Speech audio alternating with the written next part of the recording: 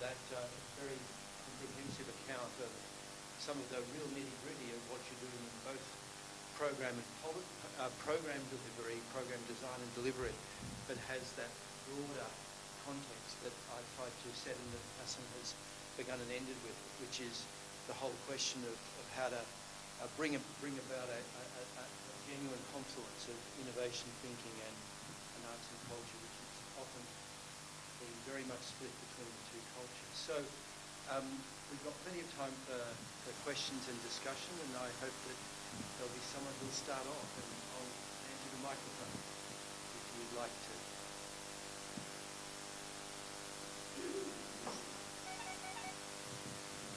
Hi. A lot of the R&D funds that have been set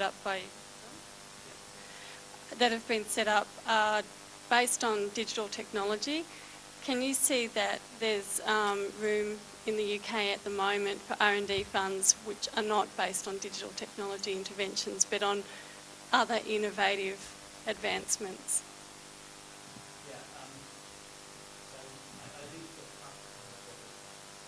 We wrote 3 or 4 years ago, and that was very much making subsidised R&D, but not specifically around technology. It was a provocation, a pamphlet, so it was deliberately sort of trying to raise questions rather than taking a firm view. But certainly, it is fair to say that the reason why we started with technology, certainly personally, the reason why I started with technology is that I think that is the vehicle to raise the deeper issues around whether you can systematically invest in innovation in the arts, period, in the way that is done, in a way that is taken for granted in science and technology. So it's in some sense the easiest place to start. The other reason for focusing on technology is that it is reflecting a wider belief that technological progress is creating incredible opportunities for arts and cultural organisations to indeed reach audiences in new ways, explore potentially new revenue models, financial models. But actually, you know, this last statement around reimagining the relationship with businesses and organisations, I mean, there's a real potential for arts organisations to just operate on a scale which was never possible because of the physical constraints of the NT Live thing is a very good example of what can happen when with technologies. I mean, museums, for example, can start providing experiences for visitors who've never been to the museum and never will. I mean, these are they're very different. They're sort of difficult. There's obviously an agenda to explore that empirically about what the opportunities are to actually, take advantage of those opportunities, and hence that was one of the reasons why we started with technology.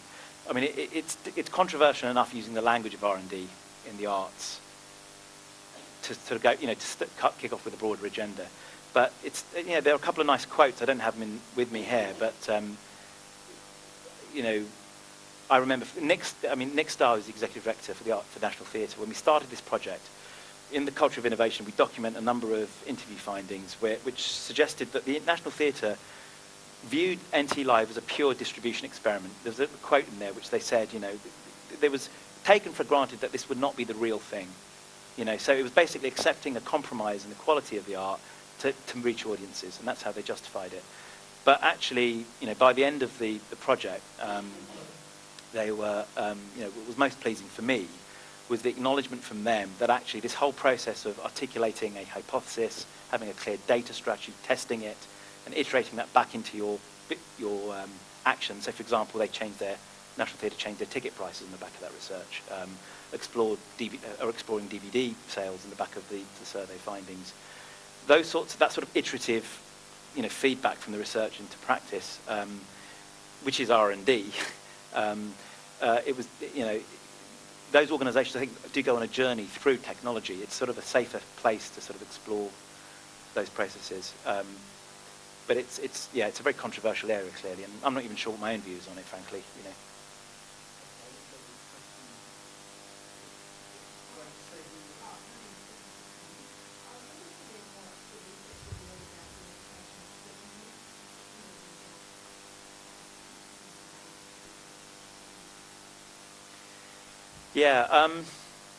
So there's one of the features of the fund is that there's very little by way of brokerage and capacity building in organisations to engage in R&D, yet anyone who works in the arts sector knows that the vast majority of organisations are just not in that space to be thinking about investing in R&D in the way that we've just described, let alone having the technological and certainly the research skills.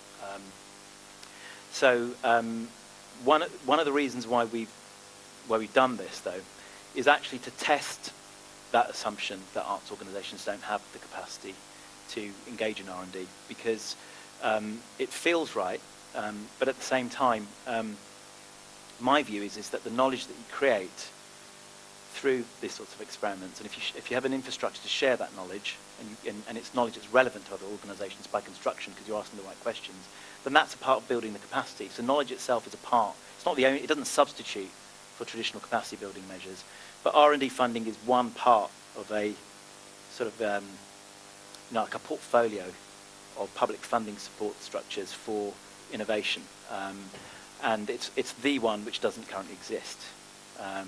Whereas the Arts Council has spent for quite a while, has spent large amounts of money in England investing in digital capacity building structures. I'm not convinced how much of an impact it's actually had. So I do think that needs to be, although I find it, we're not testing it really, we're assuming, what happens if you don't build that in? What happens, right? And the proof of the pudding will be in the eating, right? I mean, because we're very seriously evaluating these interventions. So with this new program, this 3-year program, we're putting a lot of emphasis on how we're going to evaluate whether it worked or not, benchmarking the performance of the organisations participating in the fund against the wider sector. And if we can demonstrate that other organisations are picking up on the knowledge and innovating, then that will be a valuable insight. But we're not. This isn't about capacity building. This program.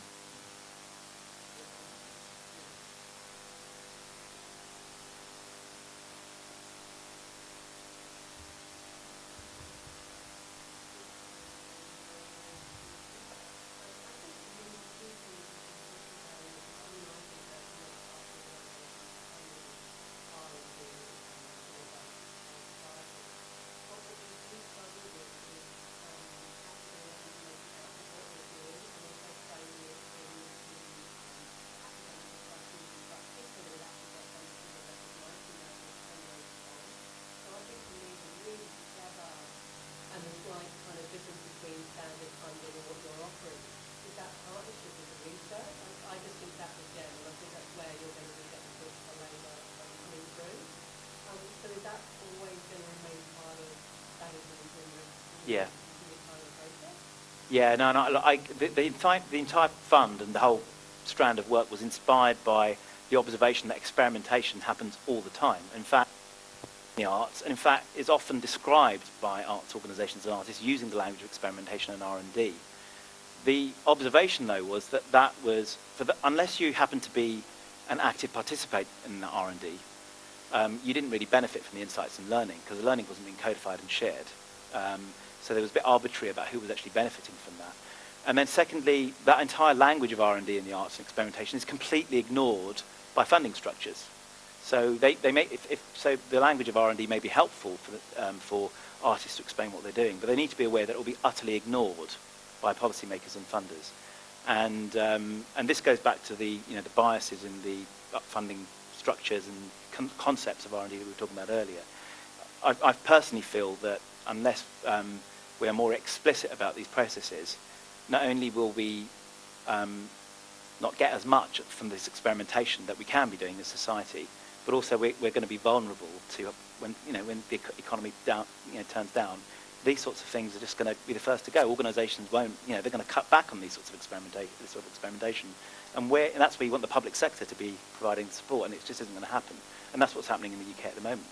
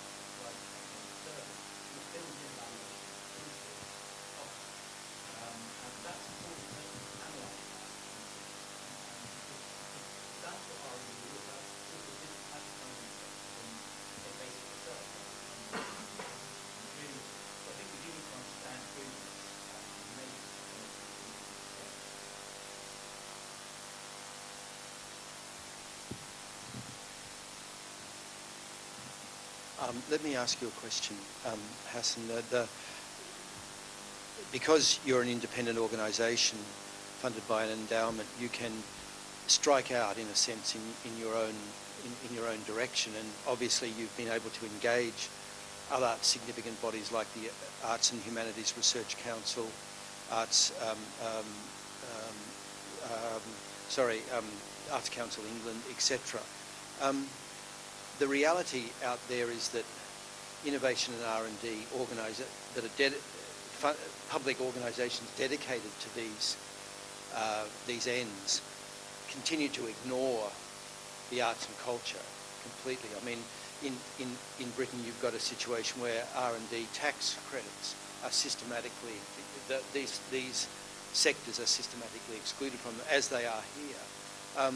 So do you want to say a few things about the broader context of innovation and R&D policy and programs in your context that can address the question of, well, we don't have digital R&D funds, we don't have a NESTA, we don't have a consciousness in this country of innovation and R&D systematically being applied for the benefit and support of arts and culture. So where do you go with advocacy about these kinds of points if you don't have a NESTA to appeal to?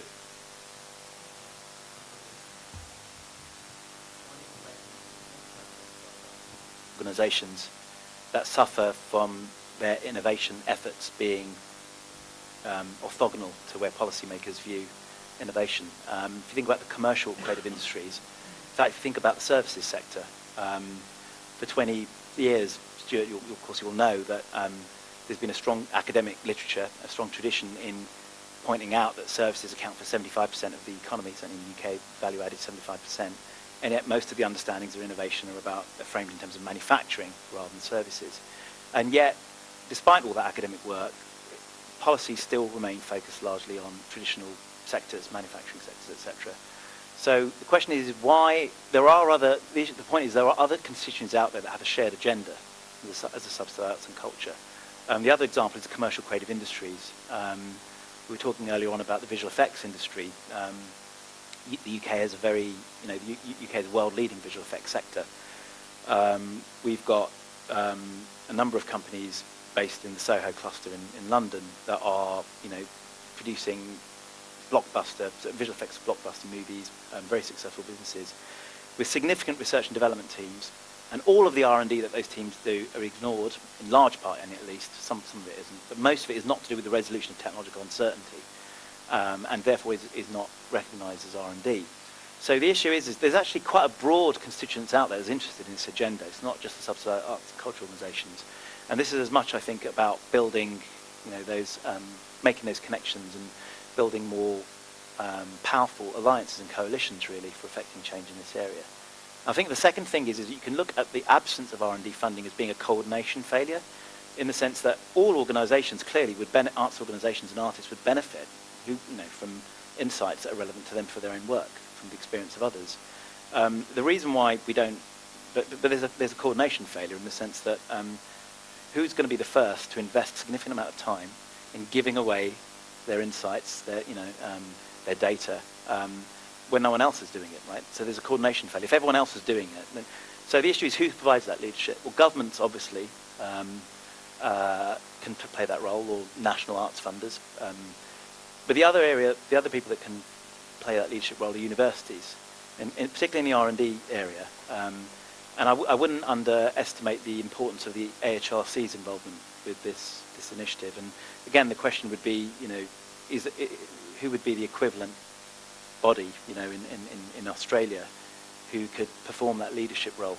It doesn't have to be government. In fact, it really is government, right? Because these things, by definition, are long game type interventions. Policymakers, we were talking earlier, have, for good reasons, shorter horizons, and so you do want. You don't need necessarily a NESTA. It helps. There are other people that can play that leadership role.